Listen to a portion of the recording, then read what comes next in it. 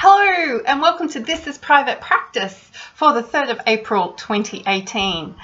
You may have noticed that I didn't do one of these episodes last week while I was away, despite the fact that I remained fairly active on most of my social media, especially Facebook. You find going away on holidays can be different at different times. Like, I'm very big on having regular breaks. Every 90 days we have a break, and sometimes I just find it really difficult to give myself permission to switch off and calm down. And there's always good reasons for that, and most of it, to be honest, is based in fear. Because if I wasn't fearful, then I would find it really easy to just let the people that I've delegated and given responsibility to run my practice while I'm away. But it did take me a long time to calm down, and I did want to be in touch with my practice every single day, and it's not great for my mental health. It never has been. Although I will say this, I was reflecting with my husband while I was away, and probably 5 or 6 years ago, a holiday for me was away from my home office, completing 3 or 4 medico-legal reports because I just could not get myself to finish them before we went. So my holiday was completing medico-legal reports. Crazy. I don't do that anymore. And while I was looking out for email, it was more around the fear of having an unmanageable inbox when I got home, because the volume of emails that were coming to me before I went away that were involved in management and marketing and delivery were just intense.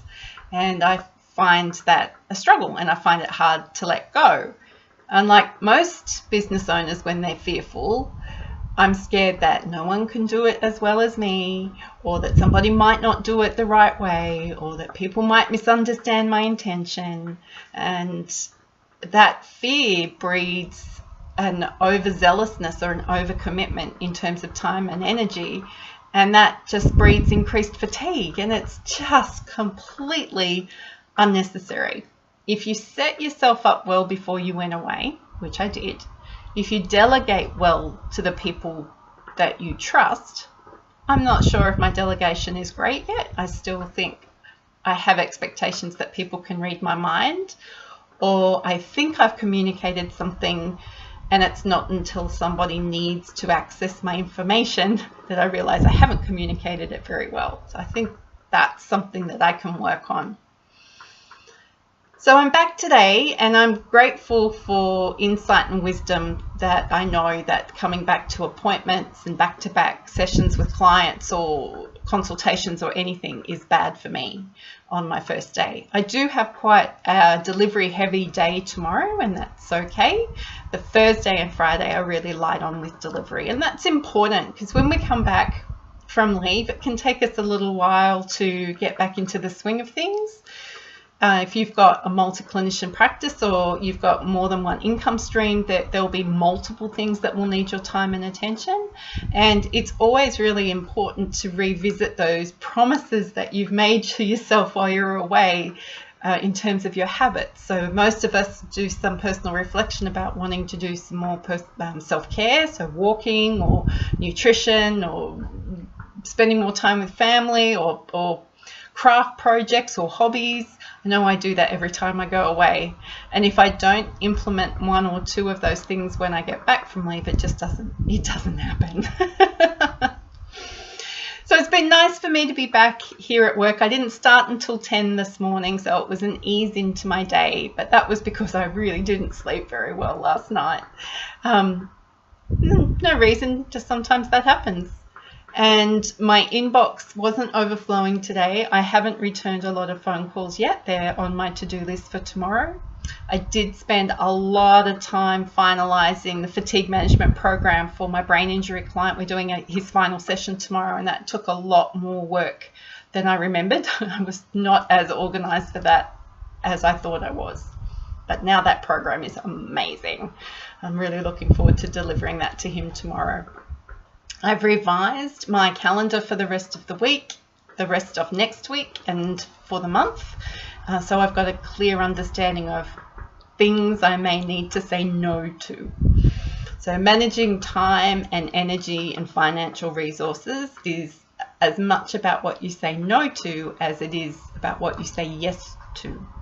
And I've got a fantastic retreat coming up in May with people in my mentoring circle, which I'm really looking forward to. So it's nice for me to have this landmark or this tangible thing to work towards in the next 6 weeks or so.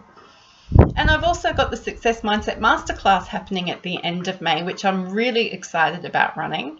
And hopefully, if you're around this Facebook community often enough, you'll have seen the posts and the recommendations and the things that are happening in preparation for this masterclass happening here in Sydney on the 25th and 26th.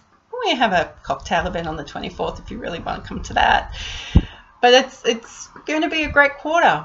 There's a lot of good stuff happening as we kind of move into autumn and winter for us here in the Southern Hemisphere. So we can get fairly envious about the rest of you in the Northern Hemisphere who are warming up. So it's great to be back, and I'm looking forward to being able to share with you how this week goes and what it's like building a private practice. The ugly bits, the good bits, the fabulous bits, the warts and all bits. And I think this week we might spend a little bit more time talking about the things that we are genuinely scared of, as opposed to the things that we think we should be scared of. Love to hear how you've been going over Easter. Did you spend time with family and loved ones? Did anyone launch a brand new thing or a brand new product? I'm sorry if I just bashed the microphone. I think I did. And I splashed on it. Whoopsie. Anyway, let me know what you were up to over the Easter long weekend. I'd love to see how you guys switch off and unwind, or if there's anyone in this community who kept working through and did something amazing and incredible, even if it's getting all your clinical notes up to date. I want to hear about it. All right, this is Jo, and this is Private Practice.